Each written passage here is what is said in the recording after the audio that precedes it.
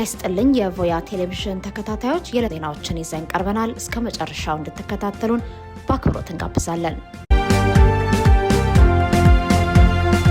የሱዳን ጦር በኢትዮጵያ ድንበር አቅራቢያ መጠነ ሰፊ ጥቃት መክፈቱ ተዘገበ። የሱዳን ጦር ኃይል በኢትዮጵያ ድንበር አቅራቢያ በሚገኘው ብሉ ናይል ግዛት ውስጥ ጊሳን ዲስትሪክት መጠነ ሰፊ የማጥቃት ዘመቻ መጀመሩን ሱዳን ትሪቡን ዘግቧል። የሱዳን ጦር ወታደራዊ ምንጮች ለጋዜጣው እንደተናገሩት የዚህ ዘመቻ ዓላማ በአካባቢው የሚገኘውን ቁልፍ የአማጽያን ምሽግ በቁጥጥር ስር መዋል ነው። ይህ ወታደራዊ ዘመቻ ከሁለቱ ሀገራት ዓለም አቀፍ ድንበር በ1 ኪሎ ሜትር ርቀት ላይ እየተካሄደ እንደሚገኝ የጠቀሰው ዘገባው ጥቃቱን የሱዳን 4ኛ ብርጌድ 13ኛ ክፍለ ጦር እያከናወነ መሆኑንም አስረድቷል። በጥቃቱ አቡ ዳግላ አሻምቦን ኢላማ ማድረግ እንደተቻለ የጠቀሰው ዘገባው ጨምሮም የጦር ኃይሉ የሱዳን ነጻ አውጪ ንቅናቄ ሰሜን አንጃ በሆነው ጆሴፍ ቱካ የሚመራው ታጣቂ ኃይል ዋና የጦር ሰፈር የሚገኝበት አልባራ አካባቢ በቁጥጥር ስር ለመዋል መቻሉን አስታውቋል። በአሁኑ ወቅት በኩምሩክና ጊሳን አካባቢዎች ከፍተኛ ውጊያ ተጠናክሮ መቀጠሉም ተገልጿል። በዚህ ጦርነት የሱዳን ፈጥኖ ደራሽ ኃይልና የሱዳን ነጻ አውጪ ንቅናቄ ሰሜን ጥምረት ፈጥረው ከመንግስት ኃይሎች ጋር እየተዋጉ መሆኑን አስረድቷል። በብሉ ናይል ግዛት ውስጥ ለሚንቀሳቀሱ ለእነዚህ ታጣቂዎች ኢትዮጵያ የሎጂስቲክ ድጋፍ ትሰጣለች በሚል የሱዳን መንግስት ክስ እንደሚያሰማም አውስቷል። የሱዳን ጦር ኃይል ወታደራዊ ምንጮች ለጋዜጣው ጨምረው እንደተናገሩት በዛሬ በተጀመረው ውጊያ ታጣቂዎቹን እስከ ኢትዮጵያ ድንበር ድረስ ማሳደዳቸውን የሚቀጥሉ ይሆናል። በዚህ ውጊያ እስካሁን በርካታ ታጣቂዎች እጃቸውን እንደሰጡና ከፍተኛ ቁጥር ያለው ጦር መሳሪያ በቁጥጥር ስር መዋሉን ምንጮች እንደነገሩት ዘግቧል። የህወሓት ባለስልጣናት የትግራይ ህዝብ ወታደራዊ ዓላማቸውን እንዲደግፍ ማስገደድ የለባቸውም ሲል ሂዩማን ራይትስ ዎች አሳሰበ። የሰብአዊ መብት ተሟጋች የሆነው ሂዩማን ራይትስ ዎች ባወጣው መግለጫ የትግራይ ክልልን በማስተዳደር ያሉ የህወሓት ባለስልጣናት የግዳጅ ወታደራዊ ምልመላና የሚፈቅድና ተቃዋሚዎች ላይ ቅጣት የመጣል ሰፊ ስልጣን የሚሰጣቸው አዋጅ መደንገጋቸውን ገልጿል። ባለስልጣኑ ይህንን አዋጅ ያወጣው በፌዴራል መንግስቱ የተሾመውን አስተዳደር በኃይል ካስወገደ በኋላ መሆኑን የጠቀሰው ተቋሙ የግዳጅ ወታደራዊ ምልመላው በኤርትራ ካለው አስከፊ ብሔራዊ ውትድርና ጋር ተመሳሳይነት ያለው መሆኑን አስታውቋል። የሂውማን ራይትስ ዎች የአፍሪካ ምክትል ዳይሬክተር ላቲቲያ ባደር ሲናገሩ ትግራውያን ለ2 ዓመት በዘለቀው ጦርነት ከዚያም በኋላ ባለው ሁኔታ አሁንም በስቃይ ውስጥ ናቸው ካሉ በኋላ የክልሉ ባለስልጣናት የግዳጅ ወታደራዊ ምልመላ ማድረግ እንደማይገባቸው ገልጸዋል። በመግለጫው የህወሓት ባለስልጣናት የቀድሞ ተዋጊዎች ለክፍላቸው ሪፖርት እንዲያደርጉ ትዕዛዝ መስጠታቸውን የጠቀሰው ሂውማን ራይትስ ዎች በአሁኑ ወቅት ህጻናትን ጨምሮ ቤት ለቤት እየዞሩ ወጣቶችን በግዳጅ ለውትድርና እየመለመሉ መሆኑን አስታውቋል። ልጆቻቸውን ለግዳጅ ምልመላ ማቅረብ ፈቃደኛ ባልሆኑ ወላጆች ላይም ቅጣት በመጣል ላይ መሆናቸውን አስረድቷል። በዚህ የተነሳ ክልሉን ለቀው የሚወጡ ሰዎች መበራከታቸውን ጠቅሶም አዲሱ የህወሓት አዋጅ ጤናን፣ እድሜን የሚፈቅድለትን በሙሉ የግዴታ በውትድርና መሰለፍ እንዳለበት መደንገጉን አስታውቋል። አዋጁ ከጠላት ጋር መተባበር የክልሉን ሰላምና ጸጥታ አደጋ ላይ መጣልና ሌሎችንም ግልጽ ያልሆኑ ጥፋቶችን ዘርዝሮ የሞት ቅጣት እንደሚጥል መደንገጉን የጠቀሰው ሂውማን ራይትስ ዎች በምንም አይነት ሁኔታ ውስጥ ቢሆን የሞት ቅጣት ጭካኔ የተሞላበት በመሆኑ አጥብቀው እንቃወማለን ብለዋል። ህወሓት በአሁኑ ወቅት በክልል ውስጥ በሚንቀሳቀሱ ሚዲያዎች ላይ ዘመቻ መክፈቱን፣ ማስፈራሪያ መስጠቱን ያወሳው ድርጅቱ ጨምሮም የትግራይ ባለስልጣናት የትግራይ ህዝብ ወታደራዊ ዓላማቸውን እንዲደግፍ ማስፈራራት ወይንም ማስገደድ የለባቸውም በማለት አሳስቧል። የሚመለከታቸው መንግስታት ዳግመኛ በክልል ውስጥ የጭካኔ ድርጊቶች ከመፈጸማቸው በፊት ያላቸውን ተጽዕኖ ተጠቅመው የመከላከል እርምጃ እንዲወስዱም ጥሪ አቅርበዋል። ዋግምራ ዞን የጻግብጂና አበርገሌ ወረዳ ነዋሪዎች መሰረታዊ አገልግሎቶች መቋረጣቸው ለከፋ ችግር ዳረጋቸው። በትግራይ ክልሎችና በአገው ዲሞክራሲያዊ ንቅናቄ ወይም አዴን ቁጥጥር ስር በሚገኙት የዋግምራ ዞን ጻግብጂና አበርገሌ ወረዳዎች ውስጥ ያሉ ነዋሪዎች ምግብና መድኃኒትን ጨምሮ መሰረታዊ ቁሳቁሶች እንዳይገቡ በመከልከላቸው እንዲሁም የባንክና ሕክምና አገልግሎቶች በመቋረጣቸው ለከፍተኛ ችግር መጋለጣቸውን ተናገሩ። ካለፈው ሚያዝያ 12 ቀን 2018 ዓ.ም ጀምሮ የመንግስት ሚሊሻዎች አካባቢውን ለቀው መውጣታቸውን ተከትሎ አበርገሌ ወረዳ በትግራይና በአገው ታጣቂዎች ቁጥጥር ስር ውሏል። በተመሳሳይ መልኩ ግንቦት 18 ቀን በጻግብጂ ወረዳ የተካሄደውን ውጊያ ተከትሎ አካባቢው ሙሉ በሙሉ በታጣቂዎቹ እጅ ወድቋል። በአሁኑ ወቅት የትራንስፖርት አገልግሎት ሙሉ በሙሉ በመቋረጡ ሸቀጣ ሸቀጥ የሚያስገቡ ነጋዴዎች ለንብረታቸው የደህንነት ዋስትና ባለማግኘታቸው መሰረታዊ አቅርቦቶች ሊገቡ አልቻሉም። በወረዳዎቹ የሕክምና አገልግሎት በመቋረጡ ምክንያት ለወሊድ የተቃረቡ እናቶች የህልፈት አደጋ እያንዣበበባቸው ይገኛል። በአምቡላንስ እጦት የተነሳ ታማሚዎችን በቃሬዛ ተሸክመው እስከ ሰቆጣ ለመድረስ ከ6 እስከ 7 ሰዓታት በእግር መጓዝ ግድ ብሏል። በተጨማሪም የባንክ አገልግሎት በመቋረጡ ነዋሪዎች ገንዘብ ለማውጣት በእግር ወደ ሰቆጣ የሚጓዙ ቢሆንም ባንኮች በቀን ከ1000 ብር በላይ እንደማይሰጡ ገልጸዋል። በ2016 ዓ.ም በአማራ ክልል መንግስትና ብአዴን ኃይሎች መካከል የተፈረመው ስምምነት መፍረሱ ታውቋል። ስምምነቱ ብአዴን ትጥቅ ፈቶ ወደ ሰላማዊ ፖለቲካ ትግል እንዲገባ እንዲሁም የመንግስት አገልግሎቶች እንዲቀጥሉ የሚያስችል ነበር። ሆኖም ግጭቱ በአበርገሌ ላይ ዳግም በማገርሸቱና አካባቢው በታጣቂዎች እጅ በመውደቁ ምክንያት ስምምነቱ ተግባራዊ ሊሆን አልቻለም። በአሁኑ ሰዓት አዲስ የተከፈተ ግጭት ባይኖርም የተለያየ ፍላጎት ያላቸው ታጣቂ ኃይሎች መበራከታቸው አካባቢውን ለተጨማሪ ግጭት ሊያጋልጠው እንደሚችል ነዋሪዎች ከፍተኛ ስጋት ገብቷቸዋል። ኮካኮላና ፔፕሲ በውስጣቸው የያዙትን ንጥረ ነገር እንዲገልጹ የሚያስገድድ ሕግ ወጣ።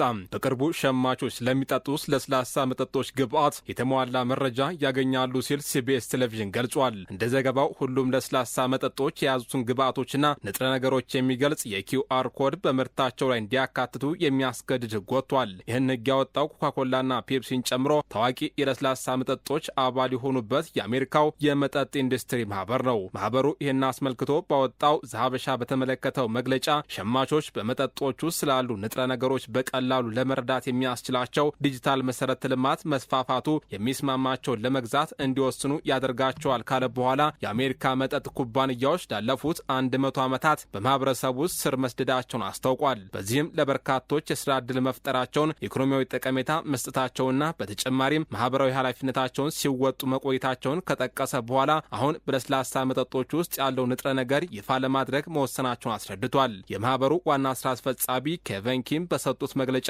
ሸማቾች የበለጠ ግልጽነት የሚፈልጉ ከመሆኑ በላይ በምግቦቻቸውና መጠጦቻቸው ደህንነት ላይ እምነት ሊኖራቸው ይገባል ብለዋል። ጉድ ቱ ኖው የተሰኘው ድረገጽ በተለያዩ ለስላሳ መጠጦች ውስጥ ከ140 በላይ ግብዓቶች እንደሚጨመሩ የሚገልጽ ሲሆን የእነዚህ ንጥረ ነገሮች ፍቺ አይነትና በየትኛው ሀገር ክልክል መሆናቸውን የሚያስረዳ መረጃን አስቀምጧል። ይህ አዲሱ ሕግም ከዚህ ድረገጽ ጋር የተገናኘ ነው። ማህበሩ እንደሚገልጸው የለስላሳ አምራቾች በምርታቸው ላይ ግብዓታቸውን የሚያሳይ የኪውአር ኮድ ማስቀመጥ ያለባቸው ሲሆን ይህ ኮድ እስካን ሲደረግ ከድረገጹ ጋር የሚያገናኝ ይሆናል። በዚህ መሰረት ግብዓታቸው በሙሉ ይፋ ለማድረግ ከተስማሙት መካከል ከኮካኮላና ፔፕሲ በተጨማሪ ዶክተር ፔፐር፣ ሴልሰስ፣ ሞኒስተር ኢነርጂ፣ ፖላር ቢቨሬጅስ እና ሬድ ቡል ይገኙበታል።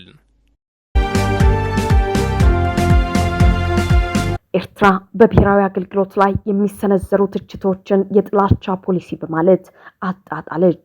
የኤርትራ የማስታወቂያ ሚኒስትር አቶ የማነ ገብረ መስቀል በቅርቡ ከተወሰኑ አካላት በኤርትራ የብሔራዊ አገልግሎት ወይም ናሽናል ሰርቪስ ላይ እየቀረቡ ያሉ ትችቶችን በጥብቅ አውግዘዋል። ሚኒስትሩ በይፋዊ የትዊተር ገጻቸው ላይ ባወጡት መግለጫ የሐዲስ የተገኘ ትኩረት ለኤርትራ ካለ በጎ አሳቢነት የመነጨ ሳይሆን አገሪቱን ለማጥቃትና የጥላቻ ፖሊሲያቸውን ለማስፈጸም እንደ መሳሪያነት የተጠቀሙበት መሆኑን ገልጸዋል።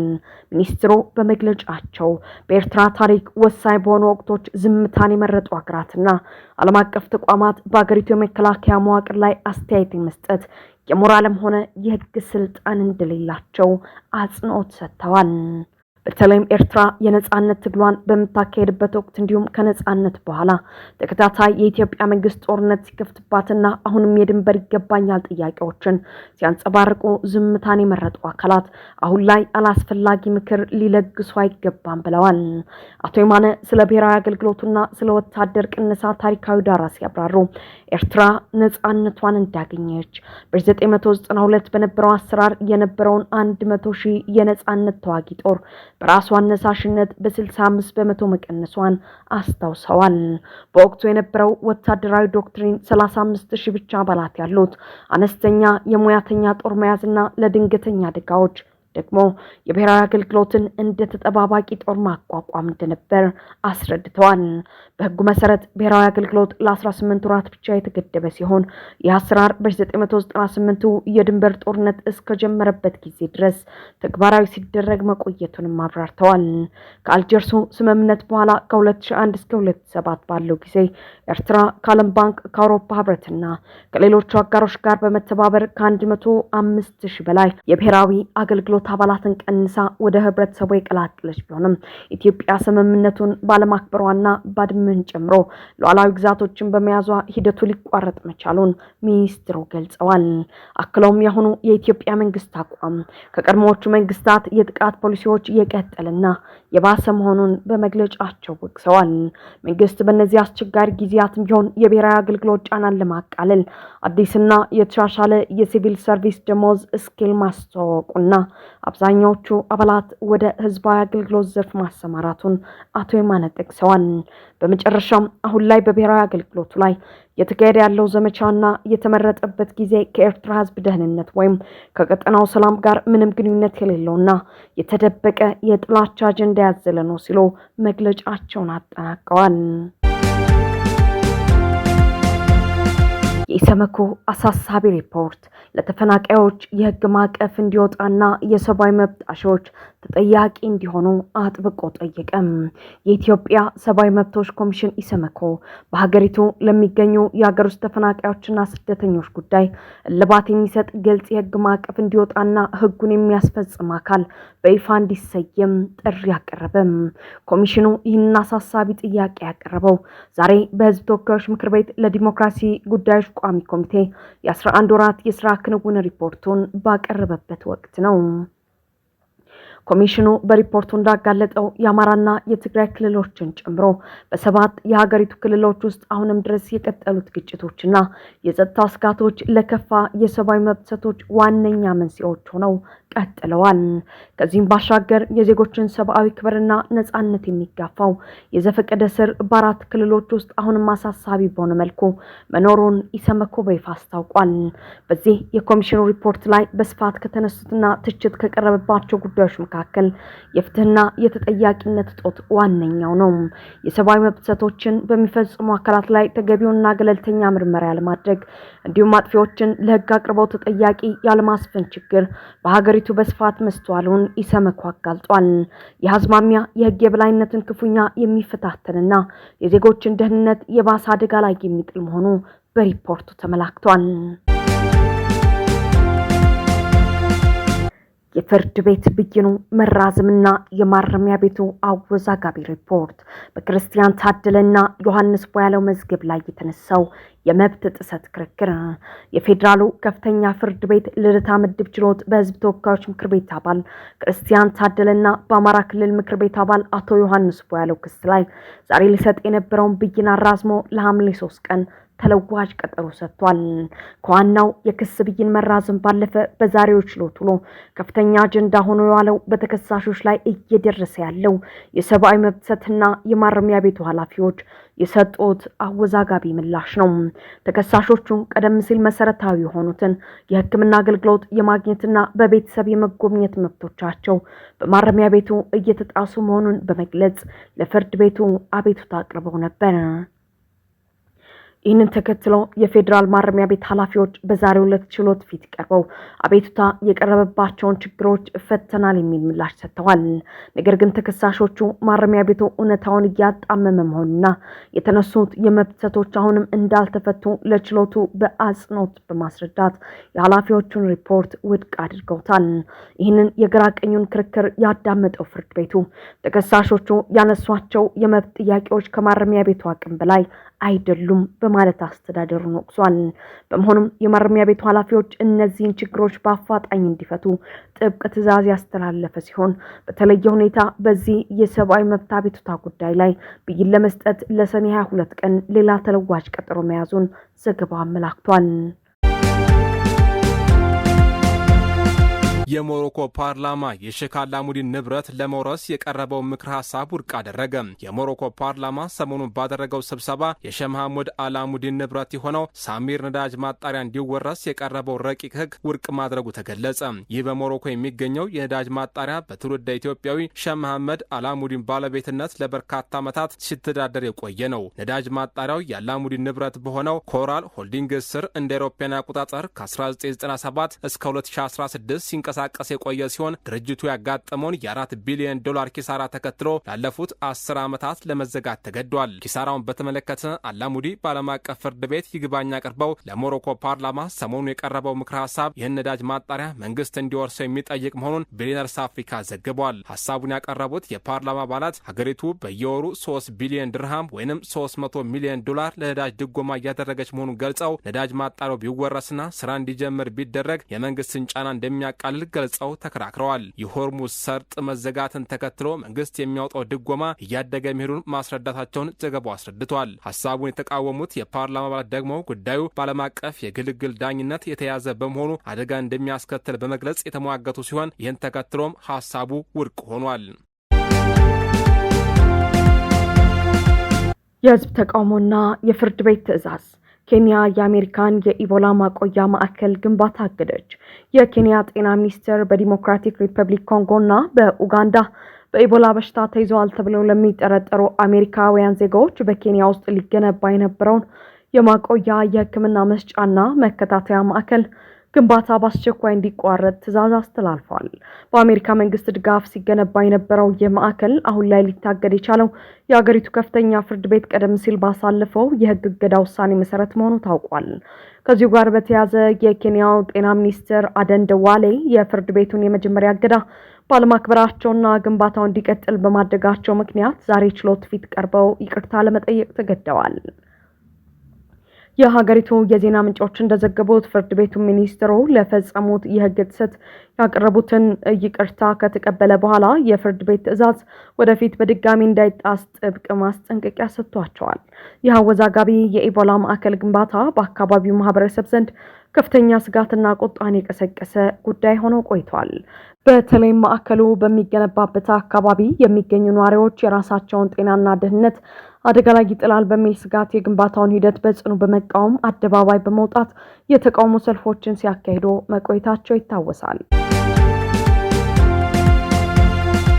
ኤፍቢአይ በዓለም ዋንጫ ስቴዲየሞች አካባቢ ያልተፈቀደላቸው ከ300 በላይ ድሮኖችን በቁጥጥር ስር መዋሉን አስታወቀ። የአሜሪካ ፌዴራል ምርመራ ቢሮ ወይም ኤፍቢአይ ከ300 በላይ ድሮኖችን በቁጥጥር ስር መዋላቸውን አስታውቋል። ተቋሙ እንዳለው ይህ እርምጃ የተወሰደው ከትራንስፖርት ደህንነት አስተዳደር ጋር በመሆን ባደረገው ዘመቻ ነው። ድሮኖቹ በቁጥጥር ስር የዋሉት የዓለም ዋንጫው ከተጀመረበት ጁን 11 አንስቶ እስከ ዛሬ ባሉት ቀናት ነው። እንደ ኤፍቢአይ መግለጫ ከሆነ የዓለም ዋንጫ በሚከናወንባቸው ስቴዲየሞች ሰማይ ላይ ጨዋታ ባለባቸው ቀናት በ3 ኒውቲካል ሜል ሬዲየስ በ3000 ፊት ከፍታ ላይ አውሮፕላንም ሆነ ድሮን መብረር እንደማይችል ክልከላን ተጥሏል። እንዲሁም ደጋፊዎች ጭፈራና ፌስቲቫል በሚያደርጉባቸው ቦታዎች ደግሞ በአንድ ኒውቲካል ማይል ራዲየስ በረራ መከልከሉን ጠቅሶ እነዚህን ጊዜያዊ የበረራ ክልከላዎች ወይም ቲፊአር የጣሱ ከ300 በላይ ድሮኖችን በቁጥጥር ስር እንደዋሉ አስታውቋል። በዳላስ ኤቲኤንቲ ስቴዲየም ብቻ 39 ድሮኖች ክልከላውን ጥሰው መገኘታቸው አስረድቷል። ዓለም ዋንጫውን በማስመልከት ከተከለከሉ ቦታዎች ላይ እንዲህ አይነት ጥሰት የፈጸሙ ንብረታቸው የሚወረስ ከመሆኑ በላይ በወንጀል ክስ እንደሚቀርብባቸውና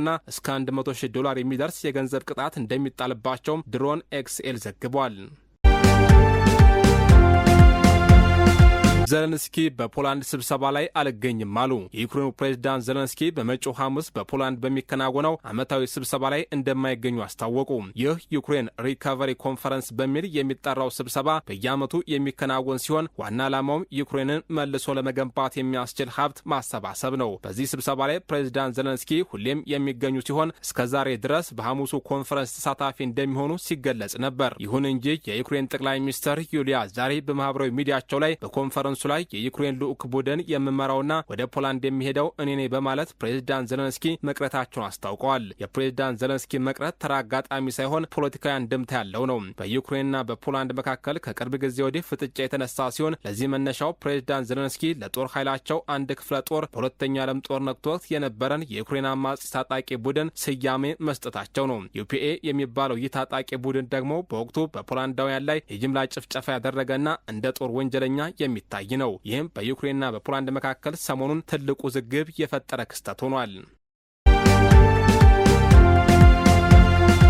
የአፍሪካ ህብረት በኢትዮጵያ የተካሄደው ብሔራዊ ምርጫ በተመለከተ መግለጫ ወጣ። በህብረቱ ኮሚሽነር መሐሙድ አሊ ያሱፍ ስም የወጣው ይህ መግለጫ ጁን 1 ቀን 2026 የተካሄደው የኢትዮጵያ 7ኛ ዙር አጠቃላይ ምርጫ በተሳካ ሁኔታ በመጠናቀቁ የኢትዮጵያን ህዝብና መንግስት በማመስገን ጀምሯል። ሲቀጥልም የምርጫ ሂደቱ ኢትዮጵያን የማህበራዊና ኢኮኖሚ ልማት መሰረት የሆነውን ዲሞክራሲ የበለጠ ለማጠናከር ያላቸውን ቁርጠኝነት አሳይቷል ያለው መግለጫው ኮሚሽነሩ የኢትዮጵያ ብሔራዊ ምርጫ ቦርድ ሙያው ብቃቱና ቁርጠኝነቱን ማድነቃቸውን አስረድቷል። አስከትሎም ይፋ በሆነው የምርጫ ውጤት ጠቅላይ ሚኒስትር አብይ አህመድ ብልጽግና ፓርቲ በአብላጫ ድምጽ በማሸነፋቸው ኮሚሽነሩ የእንኳን ደስ አላችሁ መልእክት ማስተላለፋቸውን አስታውቀዋል። ኮሚሽነሩ በዚህ መልእክታቸው የአፍሪካ ህብረት አባል ሀገራት ዲሞክራሲ አስተዳደር ለማጠናከር ታማኝነት ያለው ሰላማዊና ግልጽ የምርጫ ሂደቶችን እንዲከተሉ ማሳሰባቸውን መግለጫው አስረድቷል።